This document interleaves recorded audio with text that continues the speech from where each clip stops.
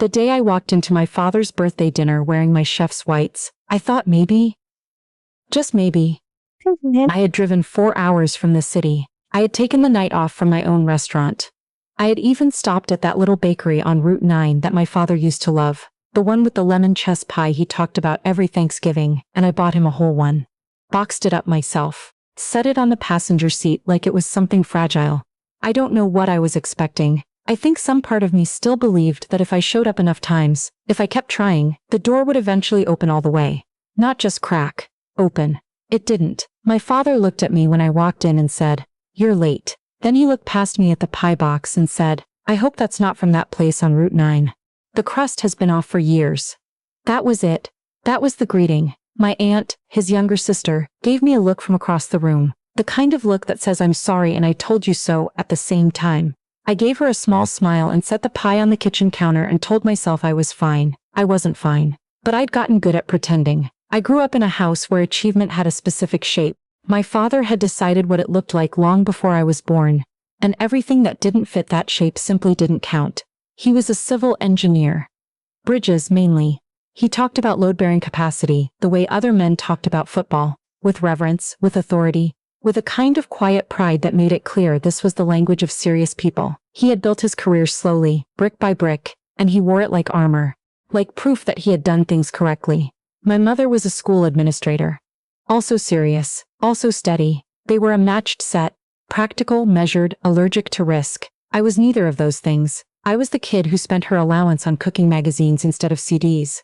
The teenager who used to get up at 5 in the morning on Saturdays to watch cooking shows before anyone else was awake. The one who kept a spiral notebook full of flavor combinations and recipe experiments and notes I'd scrawled to myself in the margins. More acid, less salt, let it rest longer. My father found that notebook once when I was 16. He didn't say anything mean. He just handed it back to me with an expression I didn't have a word for yet. I found the word later. It was disappointment. Not in me, exactly, in what I was turning out to be. When I told my parents I wanted to go to culinary school instead of a 4-year university, my mother cried quietly in the kitchen. My father didn't cry. He sat at the dinner table and explained, in the calm tone he used for engineering problems, why this was not a viable path. He cited statistics. He mentioned a cousin of his who had opened a restaurant in the late 90s and lost everything by 2003. He used the phrase chasing something impractical at least 3 times. I sat across from him and nodded and kept my face still. And the whole time I was thinking, I am going anyway, and I did. The culinary program I enrolled in was in Philadelphia. A serious school, not a weekend certificate course. Real training, real technique, 2 years of learning things I didn't even know I didn't know. How to break down a whole duck. How to build a sauce from nothing. How to manage a line when everything is on fire and you're somehow expected to stay calm. I called home every Sunday. My mother always picked up. My father was almost never on the call, and when he was, the conversation was short. How's school? Fine? Good. Then he'd hand the phone back. After I graduated, I staged at a restaurant in Philly for almost nothing. $22 a day at one point, coming home smelling like rendered fat and dishwater.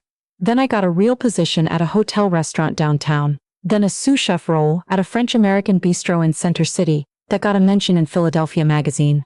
Then, slowly, painfully, joyfully, a head chef position at a place called Harlan and Oak in the Fairmount neighborhood.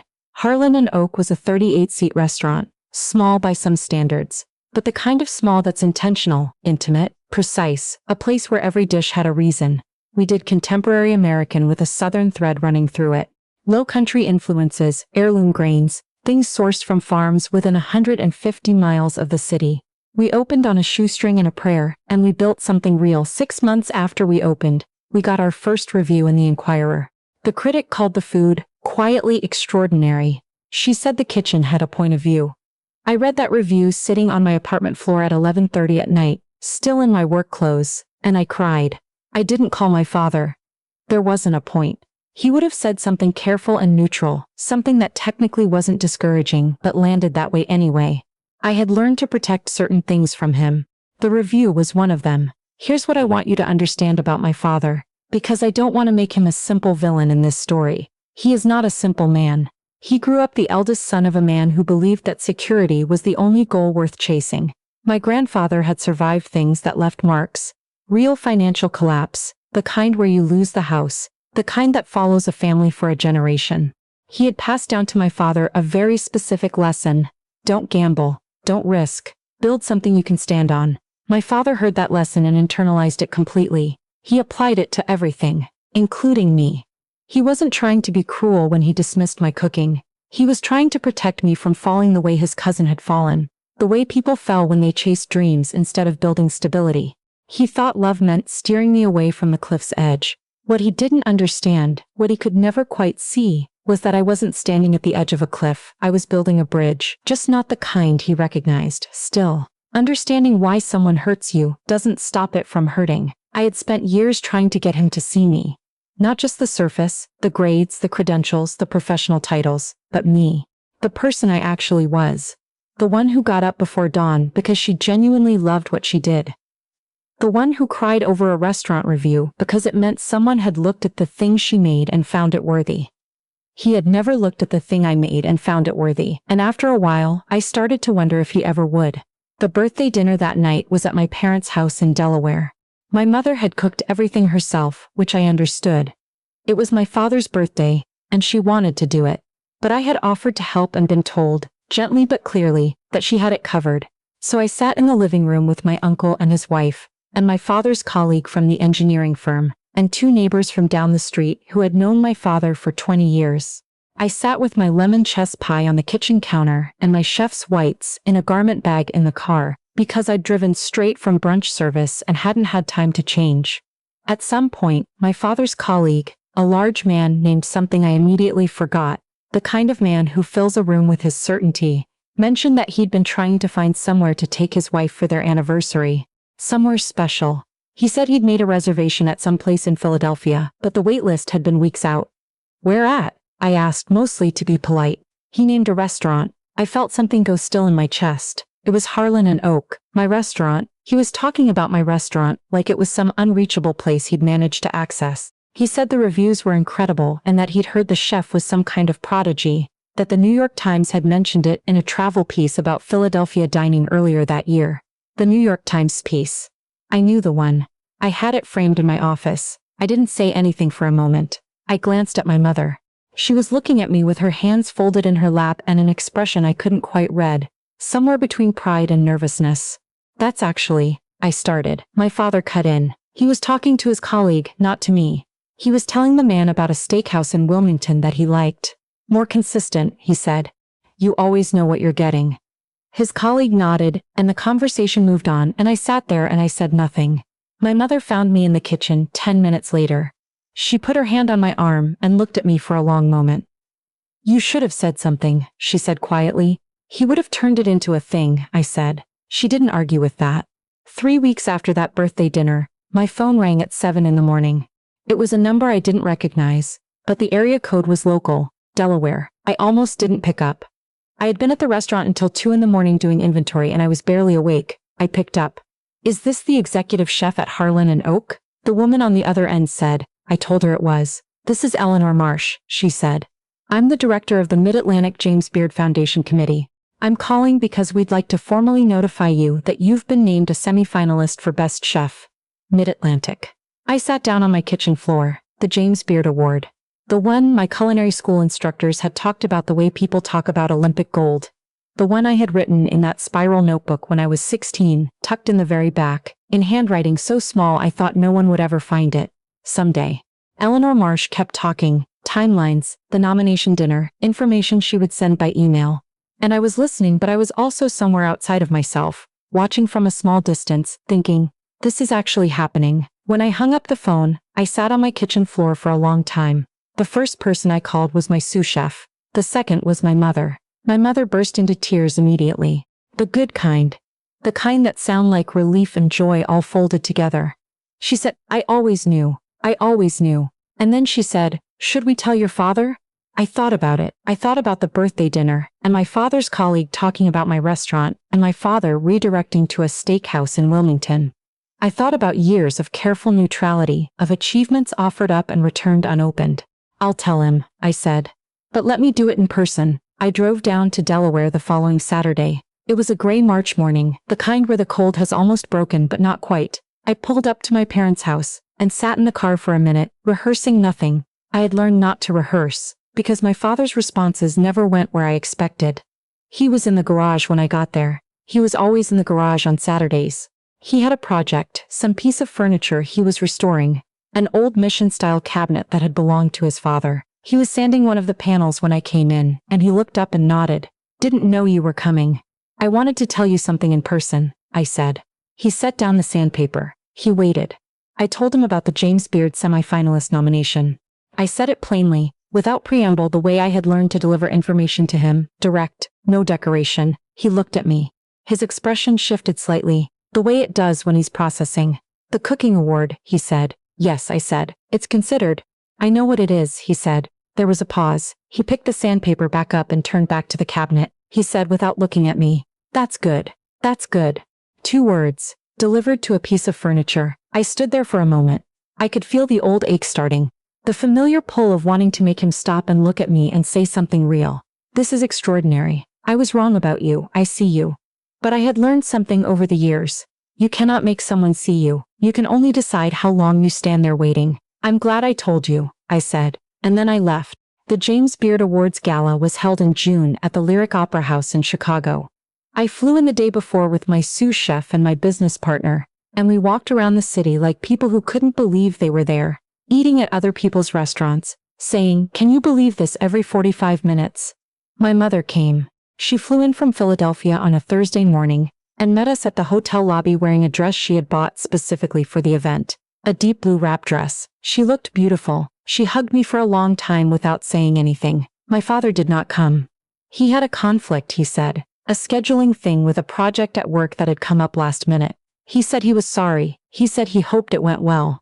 My mother, when I told her, pressed her lips together and said nothing for a moment. Then she said, "He doesn't know how to be there for things like this. It doesn't mean he doesn't love you." "I know," I said. And I did know. I understood my father well enough by then to know that his absence wasn't contempt. It was something more complicated and sadder than that. He didn't know how to sit in a room full of people celebrating something he had once told me was a mistake. He didn't know how to do that without confronting something about himself that he wasn't ready to confront. But understanding it didn't fully soften it. The gala was extraordinary. The room was full of the people whose cookbooks I had studied in culinary school, whose restaurants I had staged at, whose careers had shown me what was possible. I sat at a table and felt something I hadn't expected, belonging. Not the nervous, proving something kind of presence I usually brought to rooms, just presence.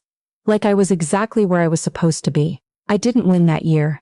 The award went to a chef in Baltimore whose work I genuinely admired. When his name was called, I clapped hard and meant it. My mother squeezed my hand. "You were here," she said. "You were nominated. That doesn't go away." She was right. It didn't go away. It was a permanent fact. My father's absence was a permanent fact too, but for the first time, I found that I could hold both things without one canceling out the other. The moment that changed something in me happened not at the gala. It happened 6 weeks later, back in Philadelphia, on a Tuesday afternoon. I was at the restaurant doing prep work. We were closed on Tuesdays, but I liked coming in on quiet days to test new dishes, to think without the noise of service. I had music playing low, and I was working on a new corn pudding recipe, something with smoked butter and a little heat at the finish, when the front door opened. I had not buzzed anyone in. The door was locked. My sous chef, a capable, unflappable woman named Britt, appeared from the back and said, "There's someone here for you. Says it's personal." I wiped my hands and came out of the kitchen. My father was standing in the dining room. He was wearing his good jacket, the navy one he wore to church and to work presentations. He was holding his hat in both hands, which was something he only did when he was uncomfortable. He looked around the restaurant the way people look, at places that are different from what they expected, taking inventory. The reclaimed wood tables, the small gallery lights, the chalkboard on the wall with the seasonal menu. He looked smaller than he did at home. In a human way. "You should have called," I said. "It came out gentler than I intended." "I know," he said. "I wasn't sure you'd see me." I pulled out a chair at the nearest table. I sat across from him. For a moment, neither of us said anything. My father turned his hat over in his hands once, twice. "I saw the article," he said finally. "Which one?" "The Inquirer did a follow-up piece after the Beard nomination," he said. "You nodded." "I knew the piece. They quoted you," he said. "You said." He paused, like he was locating the exact words. "You said that cooking was how you built things, that every dish is a kind of engineering." I remembered saying that. I had meant it. He looked at me, and something happened in his face. A softening or maybe an opening, some shift I hadn't seen before. He said, I didn't know you thought about it that way. You never asked, I said. Just true. He absorbed that. He looked at his hat. I came here because I owe you an apology, he said. I've been thinking about it for a while and I didn't know how to. I'm not good at this kind of thing. You know that. I know, I said. I was wrong. He's about culinary school, about what you could do, about what this was. He gestured vaguely at the room. The restaurant, the whole of it. I was protecting you the way I knew how. But he stopped. He started again. I should have listened better. I should have looked harder. The room was very quiet. Just the hum of the refrigerator in the kitchen and the low music I'd left playing. I had imagined a version of this moment many times over the years. In the imagined versions, I usually had a speech ready, all the things I had never said, all the years of wanting to be seen, compressed into something articulate and final. In the imagined versions, I was very clear and very certain. Sitting across from him now, I found I didn't want the speech. I just wanted to be in the room with my father and let the moment be what it was. Thank you for saying that, I said. Is it enough? He asked, quietly. I thought about it honestly. It's a start, I said. He stayed for 2 hours. I made him a late lunch, something simple. Not a showpiece, just a good bowl of she-crab soup and some cornbread from the batch I'd made that morning. He ate the whole thing. He asked questions I'd never heard him ask before. How did I source the crab? How long had the soup been on the menu? What happened to a dish when I decided to take it off? He asked about Britt. He asked about the other people who worked there. He asked about the lease and the costs and the margins, the engineering of the thing. And for once, instead of finding it reductive, I was glad for the questions. It was the language he had. It was how he accessed things he wanted to understand. At one point, he looked at the chalkboard menu. What's the tasting menu price? He asked. $9.85 per person, I said. Without wine. He was quiet for a moment. Your mother and I should come, he said. For a real meal. You should, I said. He nodded. He was quiet again, the way he gets when he's decided something. Then he said, I'll have her call this week. They came on a Friday evening 3 weeks later. My mother in the blue wrap dress again. I think she loved it now. It had become the dress for good things. My father in his good jacket. I wasn't on the floor that night. I was in the kitchen, where I belonged. But I watched through the pass as they were seated. I watched Britt bring them water and talk them through the menu. I watched my father lean forward slightly, reading the chalkboard, and then say something to my mother that made her smile. I sent out the first course myself. Not grandly. I just plated it and handed it to the server and said, Table 4, please. The corn pudding came out in its little ceramic vessel, a swirl of smoked butter on top, a scatter of herbs, a pinch of heat at the finish. The dish I had been working on that Tuesday afternoon when my father walked through the door. I watched from the pass as the server set it in front of them. My father picked up his spoon. He tasted it. He set the spoon down and said something to my mother that I couldn't hear. My mother looked toward the kitchen. She found me at the pass. She smiled. The kind of smile that carries years in it. I turned back to my station. I had more dishes coming. Service was just beginning. I want to be honest about what happened and what didn't. My father did not transform. He is still himself, still measured, still more comfortable with load-bearing calculations than with open displays of feeling, still a man who says that's good when he means something much larger. The birthday dinners are still sometimes hard. There are still moments when I feel the old ache, the reaching towards something that doesn't fully reach back. But something shifted. He came to the restaurant 4 more times that year. He started asking about Harlan and Oak the way he asked about things he respected. With specific questions, with real attention. He called me once, unprompted, when there was a piece about Philadelphia's restaurant scene on the radio, just to say he had heard it and thought of me. That call lasted 11 minutes. We talked about the restaurant business. Mostly. He asked about the new sous chef I had just hired, and whether I thought she'd work out. I said I thought so. He said, Trust your instincts. You've earned that. I had to sit down after I hung up, not because it was everything. It wasn't everything, but it was real. It was my father, in his language, in the only way he knew how to say it. You know what you're doing. I see it now. I think about the version of me who drove to that birthday dinner with the lemon chess pie in the passenger seat. The one who still believed that if she showed up enough times, the right words would eventually come, and everything would click into place the way a lock does when you finally find the right key.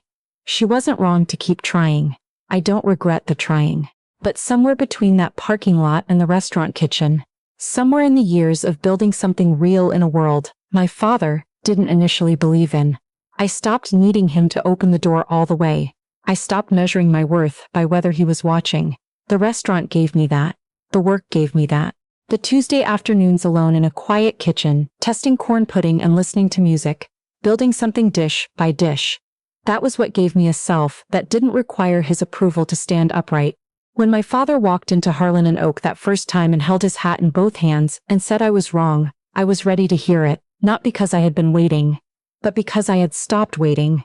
That's the thing no one tells you about the people who underestimate you. Their recognition, when it finally comes, lands differently than you expected.